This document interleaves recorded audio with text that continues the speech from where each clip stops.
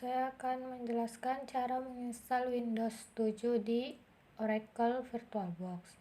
Pertama kita buka VirtualBox-nya, terus kita pencet New, terus di sini di name kita tulis nama kita, saya tulis npm saya, terus pilih type-nya Microsoft Windows.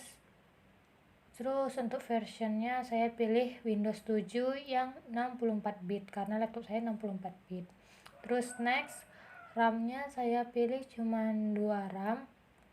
Terus ini create a virtual hard disk ROM. Next, terus VDI kita pakai VDI aja. Next. Setelah itu dynamical allocated. Next, terus untuk setting ini saya bikin jadi 30 GB.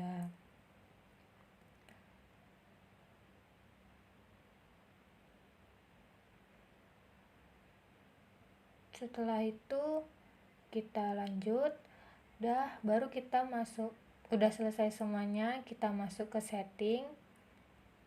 Setelah di setting kita masuk di storage, terus itu ada tulisannya masih empty, kita tekan, terus kita pencet yang ada gambar kayak CD gitu, terus choose a disk file, baru kita pilih ISO yang udah kita download itu sebelumnya. Nah ini ISO saya, kita masukkan. Nah ini udah ada semuanya, udah ada ISO-nya, terus kita start.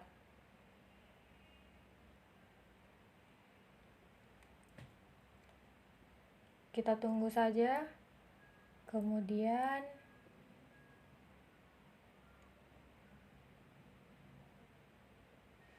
nah ini dia lagi berjalan.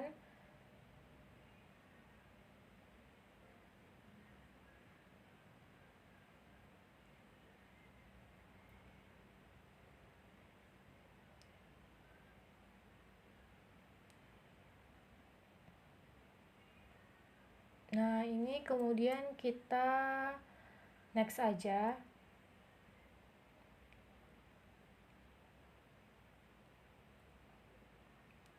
Setelah itu kita install.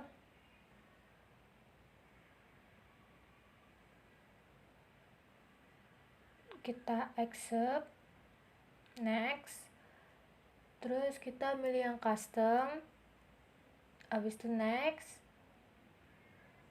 Nah di sini nih saya percepatin karena ini lambat, jadi saya percepatin aja.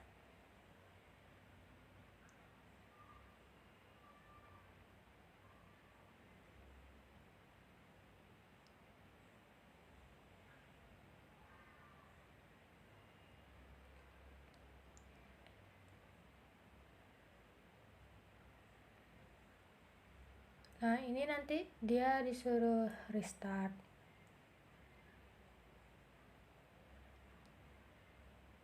Ini dia sedang restart.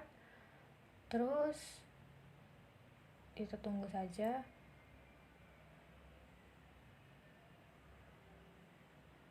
Nah ini saya menginstal Windows yang version Windows 7 Ultimate. Nah apa saja sih perbedaannya? Di akhir video saya akan menjelaskan. Juga saya akan menjelaskan kelebihan dan kekurangan dari Windows 7 ini.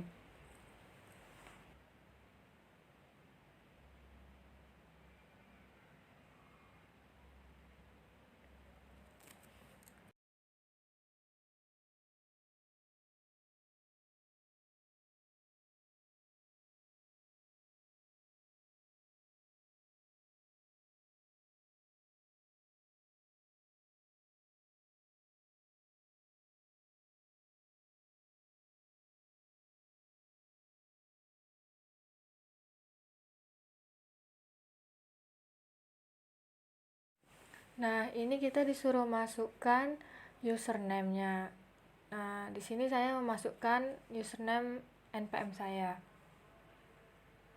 yaitu 2132054. Kemudian next, terus di sini saya masukkan password.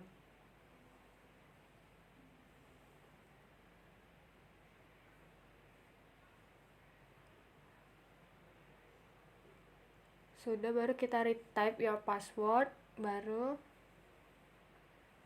kita masukkan password lagi. Saya buat sama aja karena biar tidak lupa.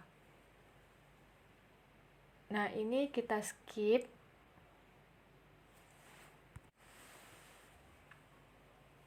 Nah, ini saya memilih untuk use recommend setting.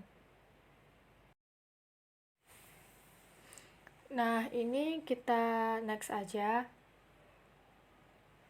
Saya memilih home network.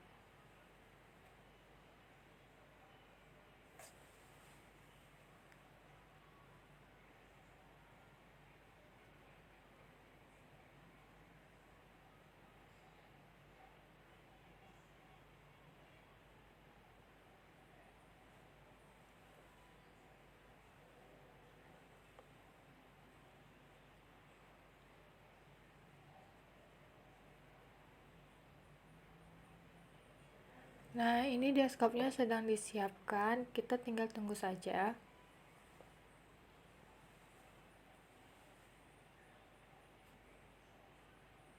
Nah, ini penampilan Windows 7. Kemudian kita save.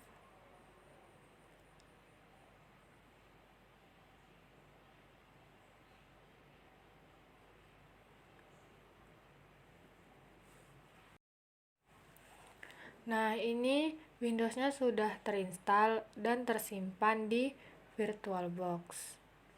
Nah, ini dia sejarah Windows 7. Windows 7 itu dirilis pertama kali pada tanggal 22 Oktober 2009.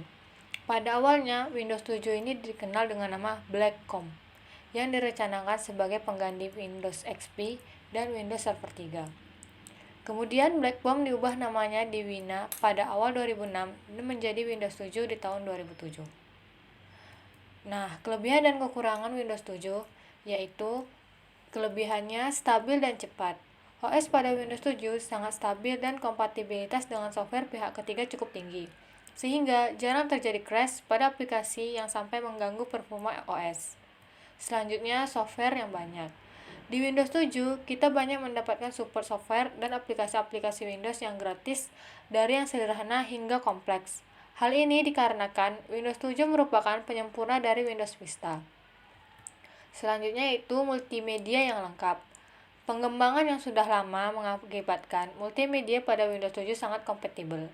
Dengan sistem software tunggal membuat multimedia di Windows 7 seakan nyaman dan ringan.